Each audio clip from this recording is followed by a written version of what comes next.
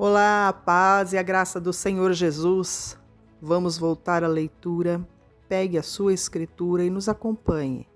Nós estamos em Apocalipse, no capítulo 4 e no verso 6 ainda. E havia diante do trono como um mar de vidro, semelhante ao cristal.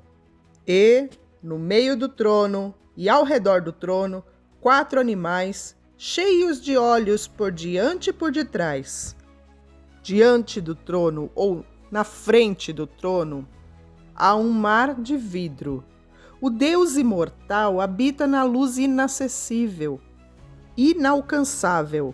Está escrito em 1 Timóteo, capítulo 6, o verso 16, assim: aquele que tem, ele só, a imortalidade e habita na luz inacessível, a quem nenhum dos homens viu, nem pode ver, ao qual seja honra e poder sempiterno. Amém. Inacessível, separado por um mar de vidro. No Antigo Testamento, os sacerdotes tinham que se lavar no mar de fundição, um lugar construído para a purificação. E assim eles tinham que fazer antes de se apresentar a Deus com os sacrifícios, mostrando a importância da santificação. Deus é santo. Depois, no final do livro de Apocalipse, o mar já não existe. E no meio e ao redor do trono, 4 animais. O verso 7 diz assim: o primeiro animal era semelhante a um leão, e o segundo animal semelhante a um bezerro. E tinha o terceiro animal o rosto como de homem, e o quarto animal era semelhante a uma águia voando. Para muitos, este versículo representa a diversidade e a unidade da criação de Deus, bem como a beleza e a complexidade do mundo espiritual. Os 4 seres, ou querubins, são mencionados no livro de Ezequiel, no capítulo 1, a partir do verso 5, onde eles são descritos como guardiões do trono de Deus. Também são mencionados em Isaías, no capítulo 6, a partir do verso 2. Lá eles são descritos como adoradores de Deus. Cada um dos 4 seres tem uma característica única, que representa uma faceta de Deus. O leão representa a força e majestade de Deus, o boi a paciência e fidelidade, o rosto humano a sabedoria e a compaixão, e a águia voando a visão e a velocidade do Senhor. No verso 8, temos uma descrição ainda desses animais. E os 4 animais tinham cada um, respectivamente, 6 asas, e ao redor e por dentro estavam cheios de olhos, e não descansam, nem de dia e nem de noite, dizendo: Santo, Santo, Santo é o Senhor Deus, o Todo-Poderoso, que era e que é e que há de vir. Estes seres, estes animais descritos como tendo 6 asas e olhos por toda parte, que simbolizam a onipresença e onisciência de Deus. Vamos fazer uma pausa para a meditação? Onde eles estão? No meio e ao redor do trono. O que eles estão fazendo? Louvando ao Senhor, sem parar, sem cessar. Enquanto nós estamos aqui, lendo, ouvindo, estudando, eles estão lá. Depois disso, nós podemos ir tomar um café, almoçar. Eles estão lá. Nos ocupamos nos nossos afazeres e eles estão lá, louvando, adorando.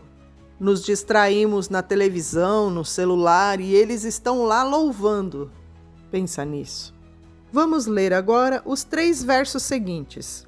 E, quando os animais davam glória e honra e ações de graças ao que estava sentado sobre o trono, e ao que vive para todo sempre, os 24 anciãos prostravam-se diante do que estava sentado sobre o trono, adoravam ao que vive para todo sempre, e lançavam as suas coroas diante do trono, dizendo: Digno és, Senhor, de receber glória e honra e poder, porque tu criaste todas as coisas, e por tua vontade são e foram criadas. Nós não temos muito o que dizer sobre esses versículos, mas temos muito o que pensar. Enquanto eles davam glória, honra, ações de graças àquele que estava sentado no trono, os 24 anciãos reconhecem reverentemente aquele de quem fluem todas as bênçãos e se juntam em louvor ao Senhor. Amém? Vamos começar o capítulo 5, verso 1. E vi na destra do que estava sentado sobre o trono um livro escrito por dentro e por fora, selado com 7 selos. O livro que está na mão direita do Senhor representa a sua vontade, que será executada. Em Ezequiel, no capítulo 2, no verso 9 e 10, também descreve este livro. Lá está escrito assim: Então vi, e eis que uma mão se estendia para mim, e eis que nela estava um rolo de livro, escrito por dentro e por fora, e nele se achavam escritas lamentações, suspiro e ais. Vamos observar que este livro está escrito por dentro e por fora e selado com 7 selos. Quer dizer que ele não tem mais espaço, não tem como mais adicionar e nem tirar nada do que está escrito ali, porque esta é a vontade, é o testamento de Deus.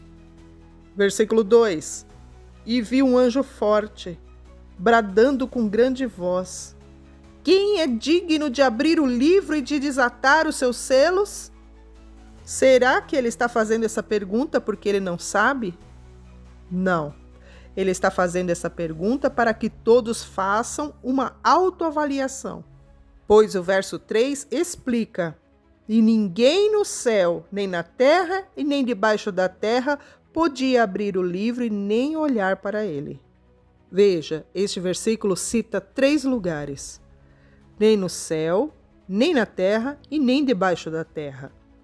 Uma observação: não é a primeira vez que é citado debaixo da terra. O que tem debaixo da terra? Fica um ponto de interrogação para nós. Verso 4: E eu chorava muito. Eu quem? João. Porque ninguém for achado digno de abrir o livro, nem de o ler, nem de olhar para ele. Ou seja, naquele momento, nenhuma criatura celestial ou terrena era digna para revelar ou executar os planos de Deus.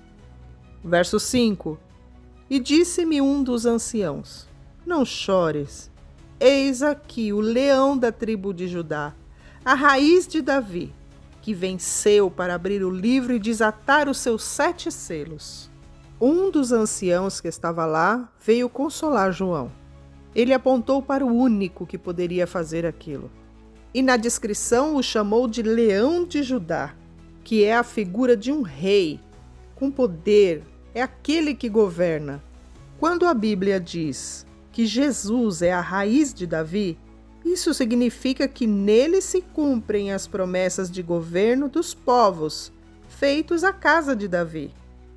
Verso 6: E olhei, e eis que estava no meio do trono, e dos 4 animais viventes, e entre os anciãos um cordeiro, como havendo sido morto, e tinha 7 pontas e 7 olhos, que são os 7 Espíritos de Deus enviados a toda a terra.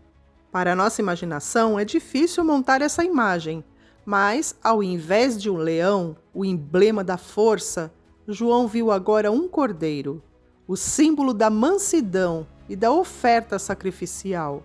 O fato do cordeiro ter sido morto significa que já havia passado pelo sacrifício.